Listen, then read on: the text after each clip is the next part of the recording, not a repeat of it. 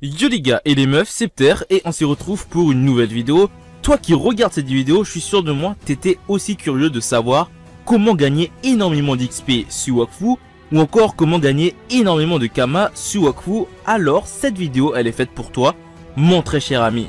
Alors comme tu l'as deviné, nous allons faire une version 2.0 de la première vidéo de ce sujet qui vous permettra de bien évoluer sur Wakfu en 2021 voire en 2022 avec toutes les astuces que je vous donnerai dans cette vidéo.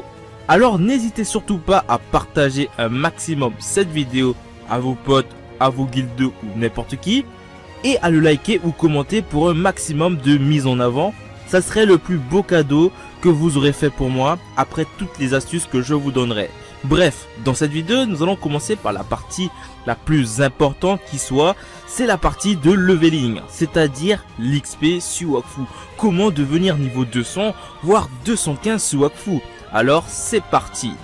Tout d'abord, comme beaucoup de joueurs ou de youtubeurs, streamers, vous diront c'est de commencer par la quête principale de Wakfu, qui est la base centrale si vous voulez commencer à faire vos premiers niveaux, car ça vous permettra à la fois de reprendre le jeu si tu es un vieux joueur, ou de savoir comment fonctionne le jeu si tu es un nouveau joueur. Car la quête principale, à mon sens, est quasi indispensable pour se mettre dans le bain quand tu joues sous Wakfu, ou du moins quand tu reprends ou testes le jeu pour la première fois. Et pour moi, c'est la première chose à savoir. Pour la deuxième astuce, pour moi, je vous dirais de commencer par la tour minérale. Si vous êtes un joueur monocante, c'est-à-dire qui possède au moins 3 personnages, ça vous permettra aux alentours du niveau 50 à 100, voire un petit peu plus, ça dépend de votre motivation, de gagner énormément d'XP qui peut être bénéfique, mais surtout quelques Kama derrière. Mais pour les Kama, on en parle un peu après, car aujourd'hui, en termes de sources de Kama, vous aurez mieux que la tour minérale. Ne vous inquiétez pas, on en parle après. Pour la troisième astuce qui vise ceux qui sont mono-compte, voire ceux qui sont mono-perso, car oui les gars, et les meufs d'ailleurs, je vous oublie pas, et c'est tout simplement de faire les quêtes environnementales. Peut-être que énormément de joueurs vous l'ont répété, et moi-même, c'est une réalité aujourd'hui, car ça reste l'une des astuces la plus simple en mono-perso, et de pouvoir bénéficier des petites ressources derrière, qui peuvent vous donner une petite somme de Kama, qui se torche même pas en 5 minutes. Bref, pour moi c'est comme ça que j'ai pu up niveau 200 sous Wakfu avec un seul personnage. Je ne le dis jamais assez car beaucoup de personnes pensent que j'ai beaucoup de teams, que j'avais une team niveau 200.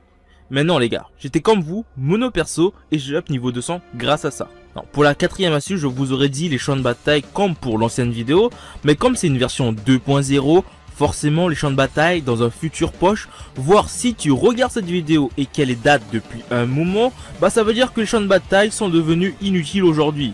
Alors à la place je vous aurais dit tout simplement de faire les brèches dimensionnelles, qui est une nouvelle feature PVM qui vous donne l'opportunité d'équilibrer les monstres à votre niveau, donc c'est déjà accessible à tout niveau, et tout simplement être solo table, donc parfait pour ceux qui sont mono perso comme moi, avec la tier list que je vous ai fait il y a un moment, qui vous permettra d'acquérir énormément d'XP, de ressources, de familiers, voire des sublimations, tous optimisés pour vous faire des Kama derrière après l'XP.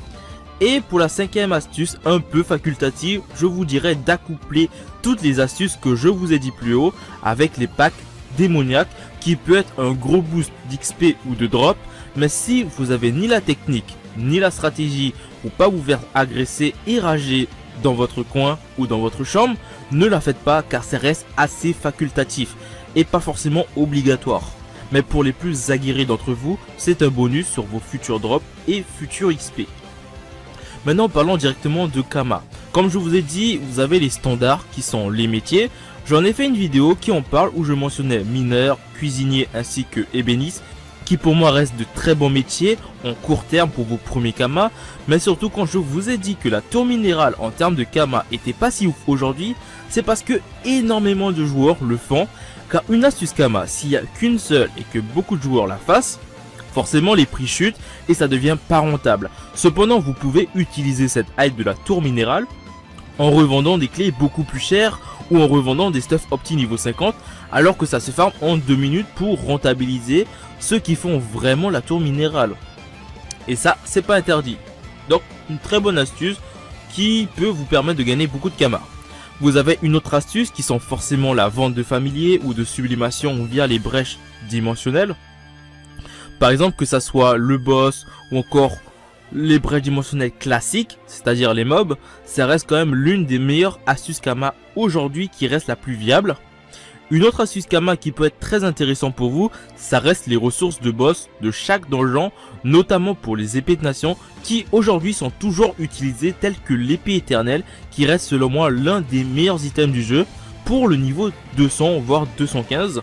Donc farmer les ressources boss des épées de nation reste quand même assez rentable encore aujourd'hui. Et pour le reste c'est assez classique, qui sont de détruire les items épiques ou reliques, dropper au fil de vos aventures, que vous soyez en donjon, que vous soyez en brèche ou encore en tour minérale, pour vous faire des éclats magiques, mais ça reste très peu rentable et je vous le recommande pas vraiment à l'heure actuelle, car il faut se rappeler que les éclats magie avant ça coûtait 500 Kama unité, qui était insane avant.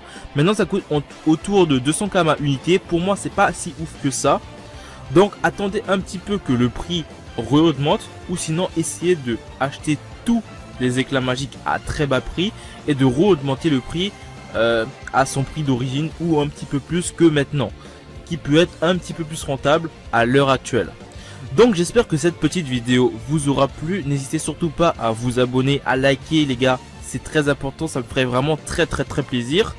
Et comme pour chaque vidéo, je ferai une vidéo par week-end, parce que bon, vu qu'on est un mois de reprise de cours, voire de taf pour certaines personnes, donc forcément c'est beaucoup plus compliqué de sortir une vidéo la semaine. Donc j'essaierai au moins de faire une vidéo par week-end pour vous faire plaisir, pour me faire plaisir, et comme ça tout le monde est content. Donc les gars, je vous dis à une prochaine vidéo, ciao.